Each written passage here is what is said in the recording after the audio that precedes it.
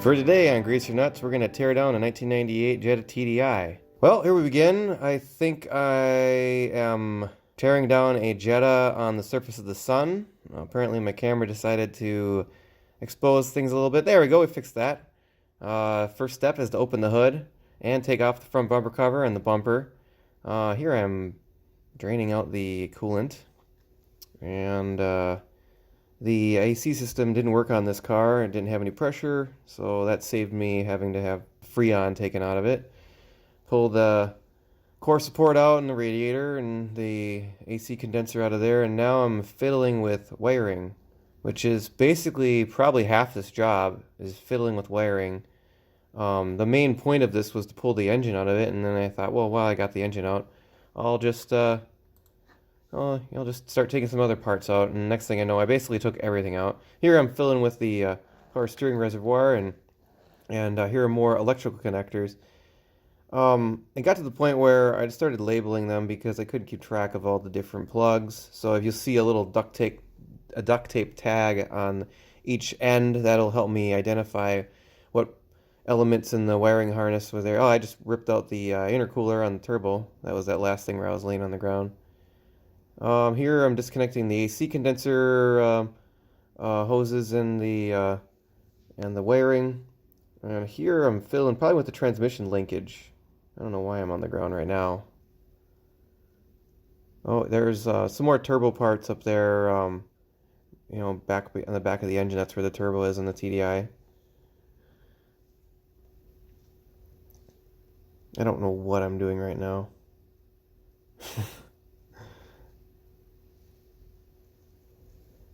Oh, I know what I'm doing. It's more of the transmission linkage. So on top of the transmission, there's some connections for the linkage, and then behind that, there's also some electrical connectors. So I spent a lot of time just sort of staring at the wiring. That's what most of this time lapse will be, is me trying to figure out how I'm going to get the wiring harness out without basically cutting it. Now, I think I removed part of the there I am. I'm standing trying to figure out what I'm going to do next, because I really didn't want to move forward with the next stage of the process. That was just me lifting the car up with my bare hands. I used the jack for the driver's side, but the passenger side was just me under there muscling it up. Oh, before you jack it up, make sure you want to obviously break the lugs on the rims, but more importantly, if you want to take the CV axles out, you got to get that. There's a huge, like a 27 millimeter or 24 millimeter nut that holds the end of the CV axles on. So I broke that by using a pry bar and like a 6-foot steel pipe, because I think it's supposed to be torqued down to something like 250 foot-pounds or something unreasonable. But here I am using YouTube and contacting my good friend Glenn to try to figure out how to get that stupid wiring harness connector that's on the driver's side of the engine block, like right on the cylinder head. And I put a video on my channel, you can find it, that just shows you just turn a thing, but it's not that intuitive. And the Chilton manual that I have, or the Bentley manual that I have, was real informative, and it said something really descriptive, like disconnect wiring harness. So, that's, if you ever want to figure that out, just make sure you buy the Bentley manual and follow that very descriptive instructions. Oh, there you go. Start pulling the wiring harness apart. At that point, you could really see most of the block, and there I was using something like 5 or 6 different extensions to get in there to break the motor mount bolts, so that way they were loose. But this car didn't have any rust, so there wasn't a lot of issues trying to get the motor mounts loose. This is a pretty simple motor to pull out. The one thing that was a little dicey was on the driver's side. Transmission didn't want to come free, so that you can see there I jacked it up so it just tip a little bit to the right side, and there you go. That's it. This is a simple process. If you want to pull an engine, it just takes 4 minutes and 53 seconds. It's no problem. And in fact, it went out so quickly. It went out in like an hour or maybe 45 minutes. I allotted myself a lot more time. I thought, well, I got more time here. I might as well just start taking a few things out of here. I took the EC out. That's what I'm grabbing at right there where the wiper motor is, and the connections on there. Also, I still have a bit more of the wiring harness to figure out. So the next day, decided maybe I'll just sit here and stare at the engine bay a little bit here. Oh, there I took out some of the steering hoses and some of the AC lines. Figured I might keep some of those. Here I'm filling with the plastic cover to get the windshield wiper motor out, and then underneath there also is I think it's the alarm horn. I could be wrong about that. So I'm getting that out, and I figure while I got the wiper motor out, I'll disconnect the dash mount bolts, because the dash is actually held in by bolts that are through the firewall and up into that upper cavity where the ECU is and the wiper motor. And here I'm probably fiddling with more lines.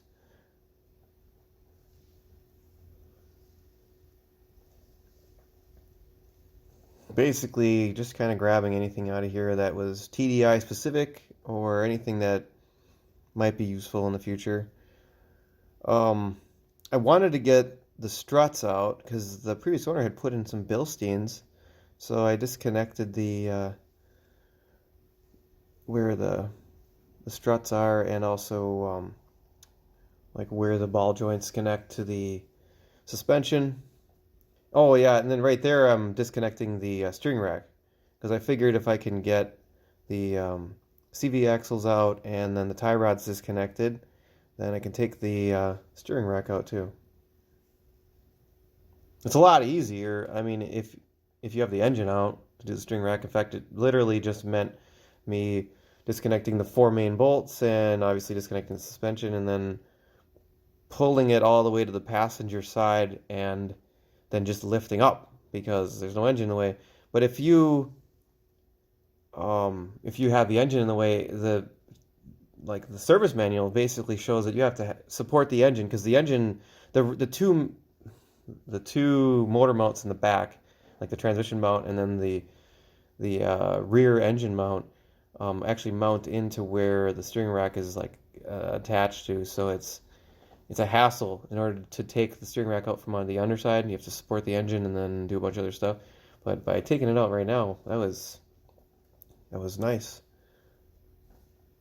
All right, so I think I also wanted to keep the turbo downpipe, which is still kind of hanging in there. You can see the little pipe hanging up there. There's like a bunch of exhaust things I wanted to keep off this because I really didn't know, what I might need in the future. This is basically a parts car that I don't need any of the body panels. You can see my channel. I already have a video where I restored my other Jetta, and basically the body on it is nice now. So this vehicle, while it has no rust, it's kind of useless to me aside from the engine parts. So it's a shame that I'm just going to be unloading this. I'm basically giving this away. Somebody needs a rust-free chassis. There it is. But everything else I'm keeping.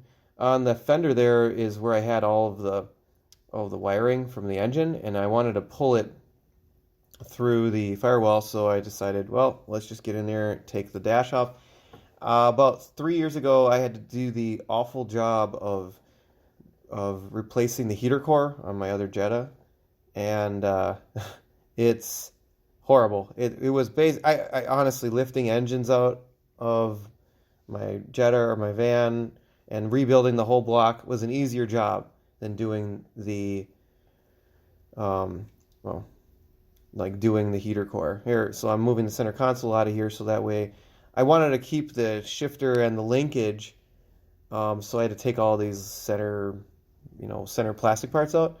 But I quickly learned that you can only get access to it from the underside. I mean, there is a couple bolts on top, but they have these heat shields that cover the exhaust pipes, and then there you can kind of see how the linkage comes down. Anyway, that drops out, and then you can fiddle with it to get it out. I had to sort of adjust the the exhaust out of the way to finally pull the shifter out of there. But it will come out with the exhaust in the way. It just takes a little bit of effort. Back to the interior. The airbag comes out pretty easily, and the the whole plastic dash, that comes off relatively easily. There's some little side Torx bolts that have these adjusters that only come off if you take the side plastic panels and and there's like a weather sealing that's on there, so you have to take that off. Anyway, the trick to taking the dash apart, so like if you're doing the heater core, is really to take the steering wheel out and do the way there's a way on the TDI forum, if your ignition ever goes, to like replace the ignition tumbler on there. There's a way to do it on the TDI forums where you can do it from like the back side of the steering wheel, but you have to take the steering wheel out to do it. Well, I learned while doing the heater core, really that's the best way to get the steering out, because if you read the instructions to do the heater core, they want you to take the steering wheel apart, or there's some stupid thing. Anyway, just disconnect the U-bolt, or the U-joint bolt, and then have then just pull the steering wheel right out. It's super brilliant. It saves you so much time, because then you just take that out, and then the steering, or then the dash comes off, and then there's this undermount dash support structure. It's a steel piece that holds the fuse panel and the relay panel, and then it just sort of holds everything else in place. And that's what I'm working on right now, is trying to get that entire metal assembly out. And the fuse panel is the big hassle. So like right now I'm trying to figure out how to get the fuse panel. It has these two little snaps that slide apart. And so I'm looking at the instructions, trying to get there. And you can see that box that just went up. Well, that's the fuse panel that was. Oh no, that isn't it. Actually, there's a different fuse panel that's further down underneath there, and it does secure this metal armature surprisingly well. Anyway, so I just pulled that out. Now it's a matter of just weeding through this electrical, and it's horrible. So basically all the connectors are right there at the hole in the firewall, but there's something like 50 of them, and also a lot of them plug right into the fuse, the back of the fuse panel, and a lot of the fuse panel is like appended by other relay receivers and one major fuse panel. So it's kind of it's just an oddball electrical situation that makes it really difficult to work with. In the end, I ended up just started labeling a lot of the connectors, and also I took a lot of pictures of everything, so that way I could keep track of it. Eventually, after they're disconnected, then it's just a matter of fishing them through one at a time, because the hole's so small you can't fit all the connectors through, so you're just kind of pulling them together. Anyway, that's the engine wiring harness. I just pulled it away from there. And I tried to preserve as much of the rest of the harness as well, because obviously I wanted to keep the fuse and relay panel and most of the instrument cluster electronics, all that sort of thing. However, any of the auxiliary electrical, I really didn't care so much about. And then, because I disconnected the battery and had not unlocked the trunk, and also the previous owner didn't give me the universal key, and also the previous owner had broken the lock on the seat. I had to use a crowbar and pry that apart. That was quite a hassle. Anyway, because I didn't have that universal key, like Volkswagens have two keys. There's a valet key, and then there's a master key. The master key will open up anything, but the valet key doesn't open the trunk. So I couldn't open the trunk without electricity, and I wasn't about to try to jump it with some sort of electrical thing, or with some sort of battery. So I just climbed in the back and undid the latch with a 10 millimeter. And I kept some of the electrical with this because I wanted to keep the rear lights and any of the bulb holders, all that sort of thing. On my other Jetta, I've had some issues with some of the bulb holders having bad grounds over time, and then basically burning up the holder, so I wanted to have as many spares of those as much as possible. And then the sad part is I kept all these lights and the light holders, and also the one that's on the trunk lid itself. And I set it up on the side. You can see where the grill is on the left, right by the tire. And I ended up, I don't know, like a gust of wind blew over and it actually cracked the plastic that I was trying to save. So unfortunately that didn't survive the teardown, but it's kind of irrelevant because it doesn't matter if you have a gasser or a TDI. Those are basically the same for any Jetta, and I can almost always find a 98 or 97 Jetta just in one of my junkyards, so that's kind of irrelevant.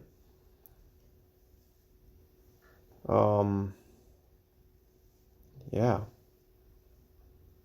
Nice long shot here of wind, and yeah, so I wanted to keep the struts. This is the previous owner had put some Bilsteins in, and they have a lifetime warranty.